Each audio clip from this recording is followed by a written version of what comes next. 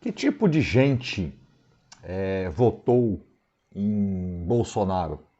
Ou dá para perguntar também que tipo de gente votou em Lula? Que tipo de gente votou em Dilma? Né? Que tipo de gente votou lá atrás em Fernando Henrique ou lá atrás ainda em Fernando Collor? Né? Para falar aí de todos os presidentes eleitos que a gente tem na nossa jovem democracia, né? Então, eu sempre digo para os meus alunos uma coisa que é meio óbvio, né? Eu até brinco com eles que eu sou devoto de São João Óbvio. Conhece São João Óbvio? Então, existe o São João Óbvio. São João que me perdoe dessa brincadeira, mas acho que ele vai entender. São João é um cara legal. São João Óbvio, né? Por quê? Porque tem coisa que é óbvia, né? Se ninguém mudar de ideia, ué, o mesmo candidato ganha eleição sempre, o mesmo grupo político vai ficar sempre no poder para sempre, eternamente. As pessoas precisam mudar de ideia. Né? Quem votou em Collor, a maioria do povo brasileiro que votou em Collor, lógico, uma eleição nunca é 100%, né? Como muita gente acha. O cara, quando ganha eleição, ele ganha com a maioria dos votos de quem foi votar. Nem é a maioria do povo. Né? Se você olhar os milhões de votos lá, não dá a maioria do povo. Né? Então vamos com calma. A maior parte da população não vota nas eleições.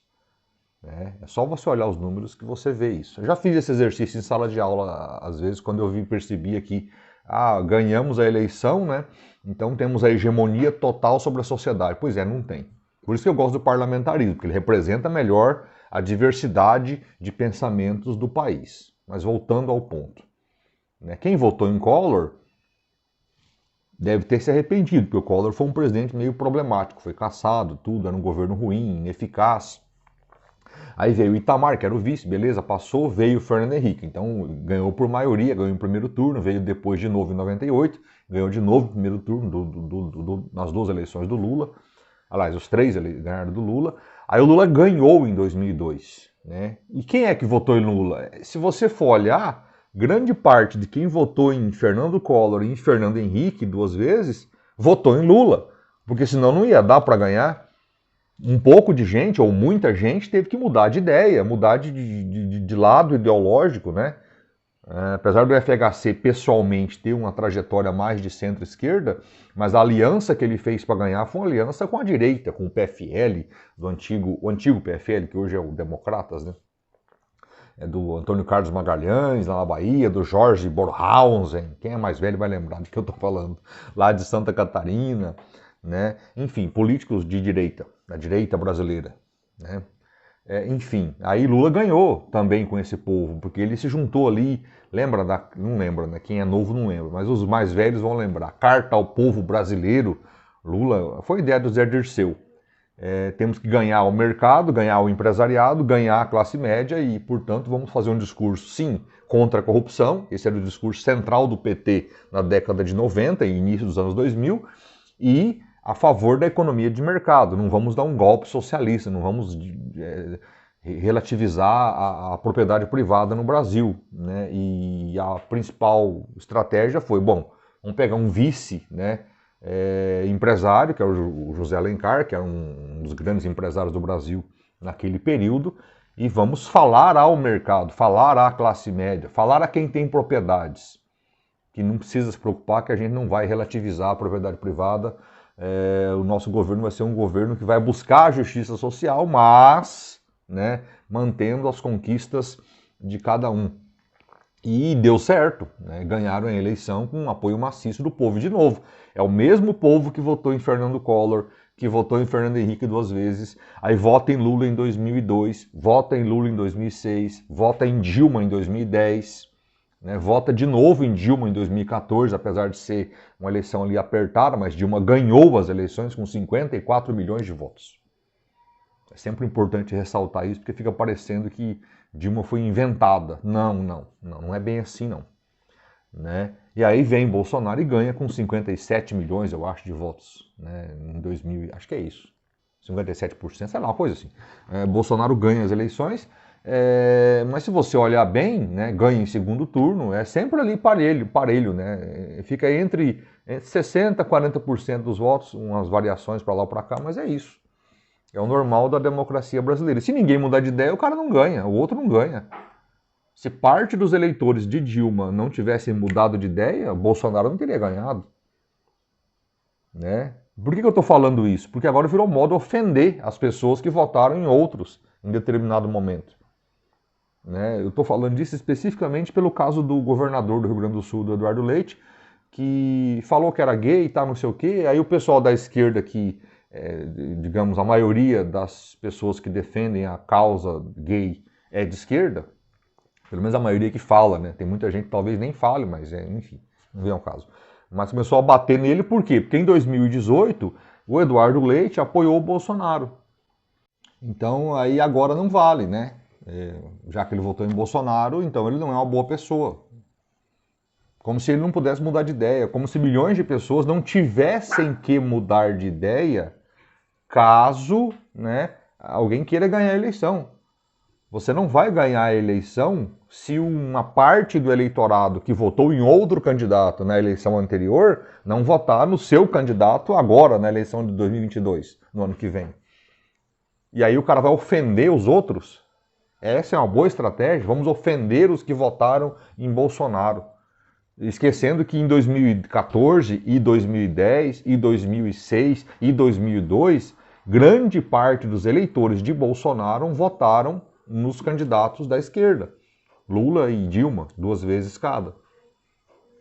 Que ideia é essa? Quem é que tem esse tipo de pensamento? Vamos ofender os bolsonaristas porque aí eles vão votar nos meus candidatos. Mas que loucura é essa? Como assim? Né? Eu lembro, isso também aconteceu em 2018. Muita gente que tinha votado em Dilma e Lula foi ofendida por ter votado em Dilma, em Lula.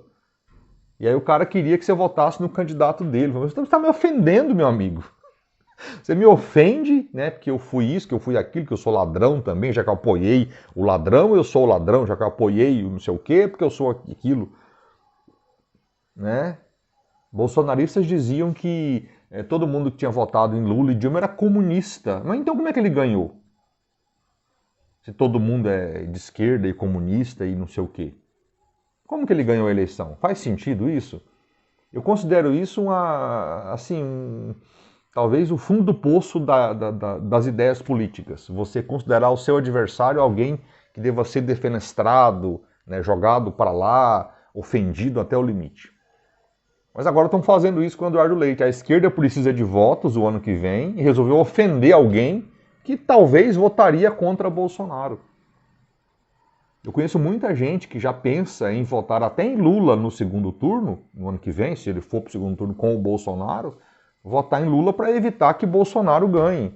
O anti-bolsonarismo hoje já é tão grande quanto o antipetismo na eleição de 2018. Porque o que fez Bolsonaro ganhar não foi ele, né? As ideias dele, até porque ele não tem nenhuma. Nenhuma ideia relevante para o país. Ele tem ideias pequenininhas, para pautas pequenas que ele adotou na vida dele. Algumas, inclusive, eram mentirosas, tipo o liberalismo econômico dele, sempre foi mentiroso, mas convenceu um pouco de gente aí. Né? O combate à corrupção, também, a vida dele nunca foi isso, mas ele convenceu pessoas disso. Né? O apreço pelos valores cristãos nunca foi a experiência de vida dele, não é até hoje, mas ele ainda convence gente aí de que ele é um cara cristão. Ele não age como um cristão, não do Cristo que eu conheço, né? Sem querer julgá-lo, mas se ele diz que é cristão, então eu imagino, se eu disser que sou cristão, eu preciso me comportar como um. Solidariedade, empatia, né? Respeito aos diferentes. Isso ele não é, então é complicado. Mas isso também é uma questão para cada um, você que julgue o Bolsonaro do jeito que você quiser. Não é só o que eu penso dele. Mas que ideias que ele tinha? Tinha nenhuma. Ele ganhou a eleição pelo antipetismo. O PT, que até ontem eu reassisti o documentário da Petra Costa, acho que é Petra Costa, né, que fez lá um documentário sobre a ascensão, né, e a queda da Dilma, do PT, tá, não sei o quê. E o que vai ali, tem muito de verdade no que vai ali. Né? Quando ela fala dos adversários, especialmente do Michel Temer e dos grupos que derrubaram a Dilma, ela acerta muito. Mas em nenhum momento se reconhece que o governo petista errou bastante. Esse talvez seja um problema, né, para muita gente votar no PT de novo. O PT precisaria reconhecer alguma coisa, olha, erramos aqui e ali. Mas quando eles reconhecem erros, Os erros são assim, nós não regulamentamos a mídia. Ou seja, você queria controlar a mídia, controlar a imprensa, que é uma coisa muito parecida com o que o Bolsonaro quer. A diferença é que você quer controlar a mídia à esquerda e o outro quer controlar a mídia à direita. Então, sério que o problema do erro é esse, o controle social da mídia? Né? Acho que tem mais coisas para você dizer, olha, nós erramos aqui ou ali e vamos agora corrigir esses erros e acertar, né, mais do que nós já tínhamos acertado no passado. Tem muita coisa boa no governo do PT. E teve as coisas ruins. Eu não teria perdido a eleição. De novo, o povo que votou em Lula e Dilma é o mesmo povo que votou no Bolsonaro. Senão você não troca de presidente.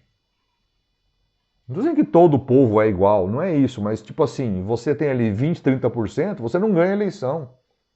Que é o que Lula tem hoje, é o que Bolsonaro tem nas pesquisas. Você não vai ganhar a eleição com 20% dos votos, com 30%. Você precisa juntar mais gente.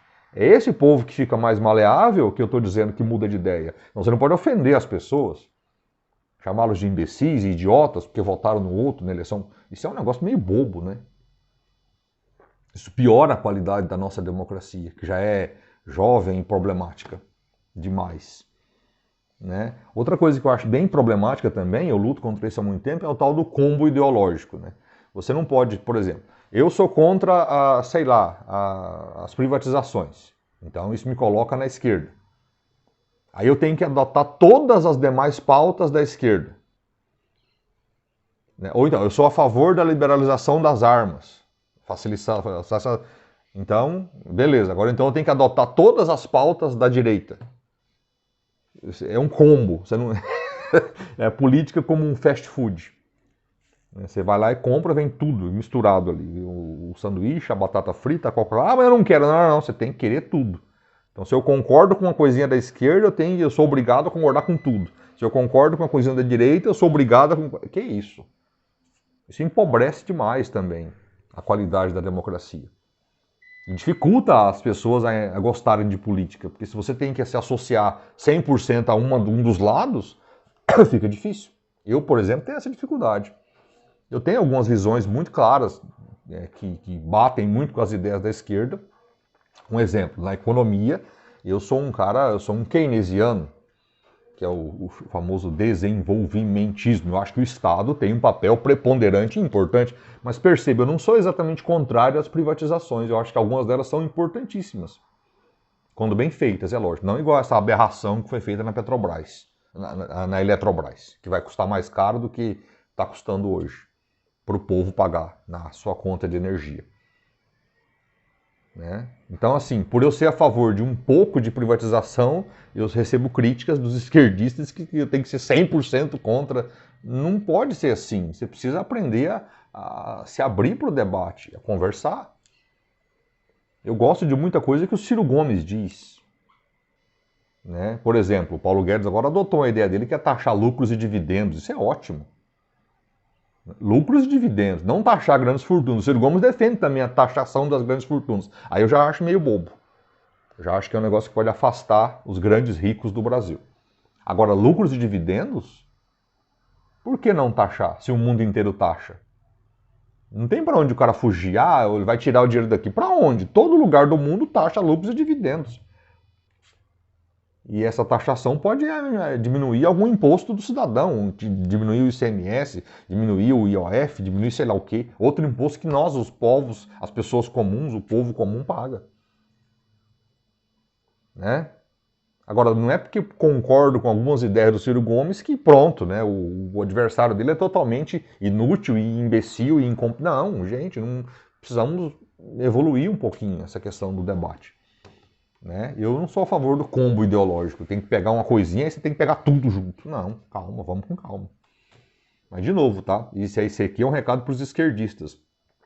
Você ficar xingando um cara que votou no Bolsonaro em 2018, chamando ele de um monte de absurdos, que é o caso que está acontecendo com o Eduardo Leite agora, ele apoiou o Bolsonaro porque ele era anti-PT.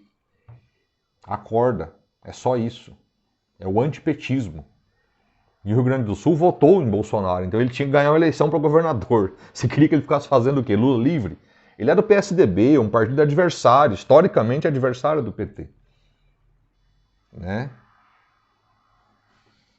Você queria que ele fizesse o quê? Naquele contexto, ele já reconheceu o erro, inclusive, ele já se arrependeu de ter votado em Bolsonaro. Ele já disse isso. Já disse. Só que ele não vai ficar aí, né? É meio estranho isso, porque isso acontece o tempo todo, né?